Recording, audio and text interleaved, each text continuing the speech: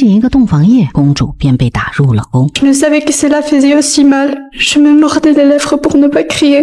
Je l'ai repoussé. Et puis...14岁的西班牙公主刚嫁到法国，尚未懂男女之事，却被太后要求立即同房。洞房夜，贵族如秃鹫般围观，两位新人被迫赤裸相对，履行古老屈辱的皇家传统。14岁的王子路易本就对这场政治联姻毫无热情，如今在众目睽睽之下，尊严被碾压成尘。那一夜成为他心中挥散不去的阴影，也让他从此疏远了妻子。之后的4年，路易拒绝与妻子同床共枕，婆婆玛丽德·美第奇把无子的罪责全数推给儿媳，处处排挤。安妮那颗满怀期待的心渐渐被孤寂与失望冰封，直到一个名叫玛丽·路易斯的女孩闯入她的生命。她像一阵自由的风，她的聪慧大胆和叛逆让保守拘谨的安妮看到了另一种活着的可能。在玛丽的帮助下，安妮渐渐学会如何在宫廷的暗流中站稳脚跟，甚至一点点赢回了丈夫的心。然而这场友谊的代价却也将玛丽推入了无底深渊。这部2025年新出的法剧改编自朱丽叶·本佐尼的传记小说《玛丽的阴谋》，两位年轻女演员的精彩演绎撕开了法国宫廷表象下的黑暗与虚伪，让观众看到两个截然不同的灵魂，一个成为传奇，另一个却注定沦为政治的牺牲品。让我们一起走进这部法国新剧《先友谊》。那是一个盛夏的午后，一个中年公爵拜访了玛丽的父亲，男人正是路易王子的宠臣，他想要借着联姻的幌子改善家族血统。玛丽的父亲宁受清贫，也绝不愿将女儿当作换取利益的筹码。没想到此刻的玛丽在听到这个消息后兴奋不已，正在湖水中清凉的她破水而出，决然不顾湿透的衣裙，赤足踏过草地，朝着家的方向狂奔。眼前的公爵虽然配不上英俊二字，却有一种独特的成熟韵味。玛丽来不及整理凌乱的衣衫，欢快地来到公爵身前，字字恳切地应下了婚约。父亲自然也就没有了拒绝的理由。大婚那日，洁白的婚纱如流云般裹住少女窈窕的身姿，玛丽缓缓走向圣坛，奔向了她引以为傲的幸福。洞房之中，光影婆娑，查尔斯凝视着娇俏可人的玛丽，不禁感叹：Si la reine avait le quart de vos talents, notre roi serait moins à plaindre. 身为宠臣的查尔斯忧心于王室关系的裂隙，决意将灵动非凡的玛丽引入宫廷。然而西班牙侍女对她的年轻稚嫩满是鄙夷，安妮对她也是冷若冰霜，可玛丽却似春日里蓬勃生长的藤蔓，在重重刁难中悄然舒展身姿。面对被嘲笑俗气的华服，她从容地换成王后喜欢的款式。在冗长枯燥的祷告时间里，她强耐着性子默默忍受。终于命运的转机悄然降临。那一日午后，玛丽提着裙摆，追逐着那只被视为不祥之鸟的乌鸦，在宫院的草坪上翩然起舞。安妮望着眼前这不可思议的一幕，紧绷许久的嘴角竟不自觉地微微上扬。这份打破宫廷常规的鲜活与灵动，如同一束璀璨的光芒，照进了她死寂已久的心湖。此后，安妮主动邀请玛丽共骑马术。当玛丽骑上白马的那一刻，安妮眼中虽带着一丝对骑马姿势不够优雅的评判，却也褪去了初见时的厌恶。谁知下一秒，在西班牙侍女们的谋划下，玛丽如受惊的小鹿突然跌倒在地。看着玛丽肿胀的小腿，查尔斯又在国王身边吹起了耳旁风。西班牙侍女一日不出，国王就永远走不进王后的内心。于是第二天，路易便驱散了所有的西班牙侍女。安妮在空荡荡的寝宫里泣不成声，那些从故土带来的熟悉面孔是她在陌生国度最后的慰藉。如今这一切全部烟消云散，玛丽一直在身旁安慰，路易笨拙地前来安抚，可没听到安妮回应的他自尊心受挫，头也不回地转身负气离去。玛丽深知修复这段婚姻的裂痕需要的不仅是王后的改变，还有国王的改变。她像知醒的巧匠，精心策划着每一步，教安妮以欲拒还迎的俏皮替代往日的矜持，带着她逃离宫墙，在旷野上纵马驰骋。当路易望着策马归来的王后，眼底终于泛起了久违的关切。Je vous ai cherché. Si je vous ai inquiété, mais mon instinct croyait que j'en suis désolée, sire. Jamais je ne vous ai vu aussi. 在玛丽和丈夫的神助攻下，国王鼓起勇气邀请安妮一起驯鸟。可在驯鹰场上，当猎鹰展开巨大的翅膀时，安妮脸色瞬间变得苍白，不由自主地向后退缩。与之相反，玛丽眼神坚定而自信，那只桀骜的猎鹰仿佛被她的魅力所折服，竟温顺地落在她的手臂上。一旁的路易见状，眉头紧紧皱起，眼中满是失望与愤怒。Faites attention, vous allez le blesser. Votre coude, vous ne m'écoutez pas.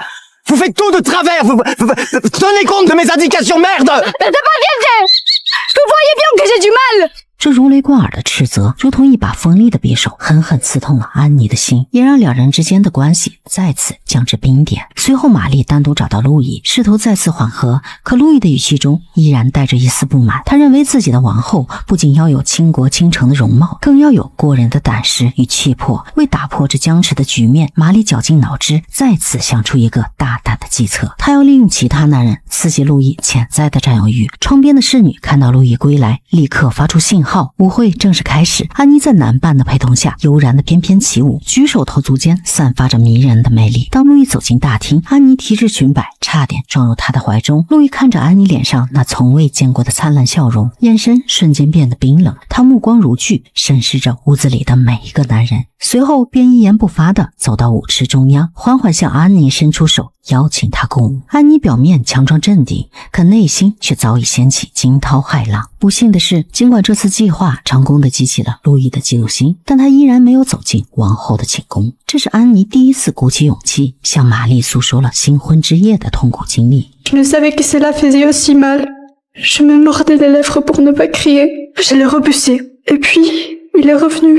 Il s'est obstiné. 玛丽静静地听着，心中感慨万千。她终于明白了路易对婚姻排斥的根源，于是她又在皇宫举办了一场盛大的宴会。宴会上，玛丽穿梭在人群中，与大家谈笑风生。很快，她的热情活泼吸引到一位男士的目光，他正是王后随从女官玛格丽特的亲哥哥克劳德。克劳德的眼神中充满了炙热的爱意，玛丽也大方的回应。宴会结束后，仆人为安妮换上了平日里常穿的纯白色睡衣，可玛丽却拿着一件透明如纱的长裙。安妮脸颊瞬间变得通红，心中既兴奋又害羞。另一边，路易在房间里看着所谓的真人教学，试图克服心中的障碍。可看着看着，他的眼皮越来越沉重，最后竟沉沉的睡着了。如今的安妮在玛丽的引导下，早已有了翻天覆地的变化。她毅然决然地穿上那件薄纱长裙，迈着坚定的步伐敲响了路易的房门。第二天，安妮脸上洋溢着幸福的笑容，那娇羞的模样宛如沉浸在爱河中的少女。在接下来的一个月里，路易和安妮如胶似漆，整天黏在一起。不久后，安妮终于怀孕了。与此同时，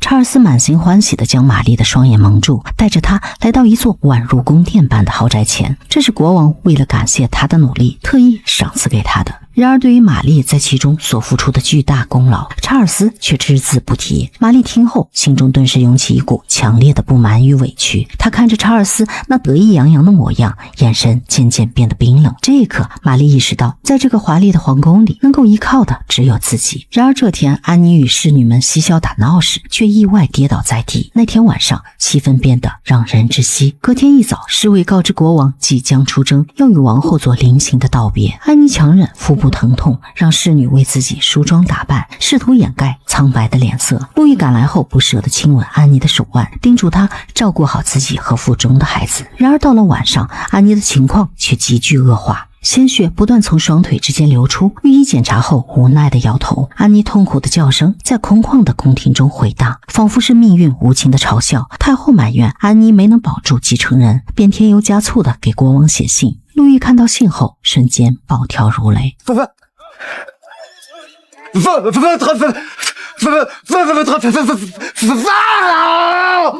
Votre femme.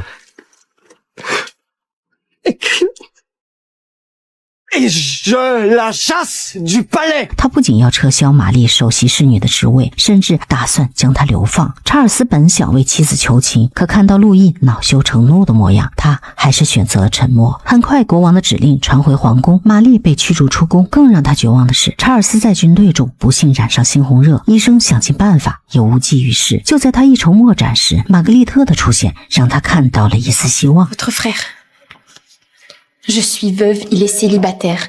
C'est lui la carte à jouer. Il est duc de Chevreuse, prince de Lorraine et cousin du roi d'Angleterre. Si je deviens sa femme, le roi ne pourra plus s'opposer à mon retour à la cour. 玛格丽特虽不反对玛丽的计划，可哥哥是个坚定的不婚主义者，想要说服他并非易事。事实也正是如此，克劳德心中对玛丽也有好感，可他更忠于国王的命令。玛丽得知克劳德不想娶自己后，心中不免失落。然而玛格丽特坚信事情还有转机。果然午夜时分，克劳德出现在玛丽面前。玛丽强忍着心中的激动，躺在床上背对着他，演技精湛地装出一副楚楚可怜的模样。克劳德看着玛丽柔弱的背影，心中的防线逐渐瓦解。第二天便冒着风险向国王求情，玛丽也因此得偿所愿，不仅免于被流放，还被允许回到王后安妮的身边。有了玛丽的陪伴，安妮终于不再孤单。为了缓和国王和王后的关系，玛丽再次精心策划了一场芭蕾舞主题的宴会。可排练开始，却得知国王不打算参加。即便如此，玛丽还是将安妮装扮成全场最耀眼的存在。然而在演出中，安妮的男伴做出了越剧的行为，安妮吓得落荒而逃。就这样，国王和王后的关系不仅没有缓和，反而更加紧张。这天，玛丽从皇宫回到家，家中来了2位英国使者。克劳德热情地接待他，没想到玛丽与其中一个伯爵对视了几眼，心中竟涌起一种莫名的情愫。两人还约定一起私会。到了晚上，玛丽辗转反侧，难以入睡。最终，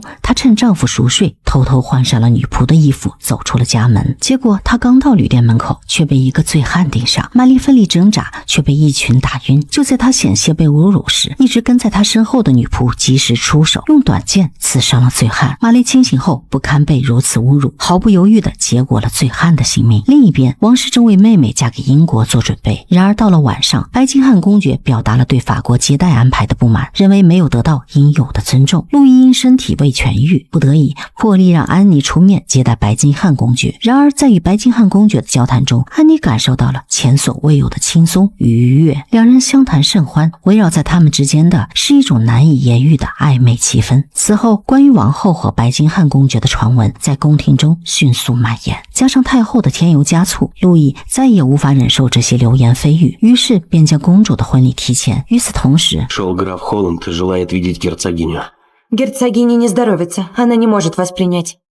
大使伯爵悄悄爬进了玛丽的卧室，质问她为何爽约。玛丽淡定地表示自己从未承诺过什么，两人互不相让，甚至打了对方耳光。玛丽拿起桌上的玻璃壶砸向大使，可看到他受伤时，心中又有些不忍。大使趁机亲吻了他的手心，玛丽心中的防线彻底崩溃。至此，两人的关系也因此发生了微妙的变化，经常在夜深人静的时候私会。另一边，公主出嫁的时候终于到来，安妮从大局出发，成功说服路易，由她代替太后护送公主到边境。玛丽作为王后的首席侍女也一同前往。可在收拾行李时，白金汉公爵突然找上门来，希望玛丽能够制造他和安妮单独见面的机会。于是在下车后，他便开始寻找适合密会的地方，并在周围的树枝上绑好白色丝带作为记号。短暂调整后，清宫里举行一场离别舞会，白金汉公爵如愿与安妮共舞。安妮在与他的共舞中感受到了与路易跳舞时从未有过的轻盈和快乐，心中也泛起了涟漪。晚餐后，一行人在花园散步，白金汉公爵与安妮无话不说。可下一秒，白金汉公爵悄悄拉着安妮钻进了树丛。然而2分钟后，树丛里传来安妮急促的呼救声，大家冲进树丛，只见安妮衣衫不整地躺在石凳上。事后，白金汉公爵急切地求见安妮，希望能当面道歉。安妮怒火中烧，坚决不愿再见他。她深知自己身为王后，绝不能做出犹如法国和西班牙皇室的事情。路易得知此事后也愤怒至极，但此刻的玛丽并不知道自己已惹得国王震怒。她与公主一同踏上前往英国的旅程。新婚之夜，玛丽寸步不离地守在公主身边，直到将羞涩的新娘安顿在婚床之上，脸上才露出一丝如释重负的欣慰。可她不知道的是，那位曾和她倾心的大使，此刻正在与她的贴身女仆缠绵悱恻。不久后，公主大婚的喜讯传回法国。起初，所有的人都沉浸在政治联姻成功的喜悦之中，却不想很快便传来了坏消息。公主在英国并未得到应有的尊重与认可，因为白金汉公爵对安妮的冒犯之举，路易恼羞成怒，明令禁止白金汉踏入法国领土。白金汉怀恨在心，致使英法两国的联姻迅速破裂，先后签署的协议也称为一纸空文。此时玛丽告诉安妮，白金汉公爵对她的爱意并未消减，反而愈发浓烈。然而安妮却无法释怀公爵的鲁莽冒犯。玛丽深知路易对安妮并无真心，他需要的不过是一个能诞下继承人的工具。安妮心中也明白，从情感上说，白金汉公爵或许是良配，但作为王后必须克制自己的感情。不久后，后，大使接替白金汉公爵，成为英国驻法大使，前来与路易商讨两国关系。再次见到大使，玛丽那颗蠢蠢欲动的心又开始躁动起来。她看着烂醉如泥的丈夫，凌晨时分便迫不及待地来到大使的身边，两人在花丛中急切地相拥。就在这时，一阵急促的脚步声传来，竟是克劳德找了过来。大使赶忙走出花房，借口散步拖住克劳德。玛丽则趁机悄悄跑回房间，她以为自己瞒天过海，却不知对方早已识破她的谎言。看着她沾满泥土的双脚，克劳德心中满是失望与愤怒。另一边，大使回到房间，却发现玛丽的贴身女仆躺在床上，手中还握着花房的钥匙。他对大使情深意重，殊不知大使对他只是一时兴起，没说几句，竟把他赶了出来。克劳德看到衣衫不整的女仆，怒火中烧，这样只敢抹镜，实在是可恶至极。他与大使展开了一场激烈的决斗，克劳德占据上风，击败了大使。好在旁人及时阻拦，才避免一场更大的风波。毕竟大使身负外交使命，他若出事，极有可能引发两国战争。玛丽得知大使受伤，不顾一切地跑去探望，甚至甘愿放弃一切，跟随他回到英国。不料大使却毫不留情地拒绝了玛丽。 Vous lui êtes trop précieuse auprès d'Anne pour qu'il accepte votre départ. 玛丽不堪受辱，回见相向，在大使脸上留下一道血迹。玛丽虽暂时得到丈夫的原谅，却也陷入深深的自责与痛苦之中。安妮担心她前来探望，还带来了大使与仆人不正当的消息。玛丽这才如梦初醒，重新振作起来。与此同时，太后因安妮多年未孕，对她百般刁难，甚至在国王生病期间，妄图扶持小儿子加斯东争夺王位。消息很快传遍皇宫，玛丽和安妮私下商议，意识到此事背后的危机。一旦加斯东结婚生子，安妮这个无子嗣的王后必将处境更加艰难，甚至可能会被送回西班牙，引发两国争端。于是玛丽和玛格丽特找到了元帅，小以利害，成功说服他去劝说加斯东放弃联姻。加斯东听从了元帅的建议，这让太后大为恼火。太后得知是玛丽在背后搞鬼，派人抓走了她的贴身女仆，并让国王顾问秘密审讯。女仆为求自保，将知道的聚会信息一一交代，还意外得知玛丽等人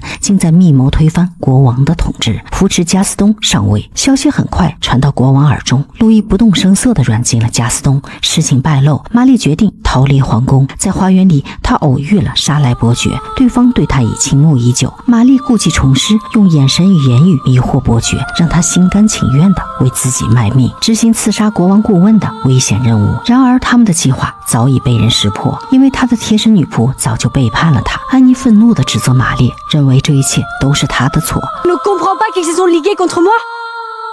Tes machinations leur ont donné les armes qui leur manquaient pour me répudier. Par ta faute, je vais tout perdre. Comment pouvez-vous dire cela, Majesté? Je vous assure... Tes ruses et tes intrigues se retournent toujours contre moi.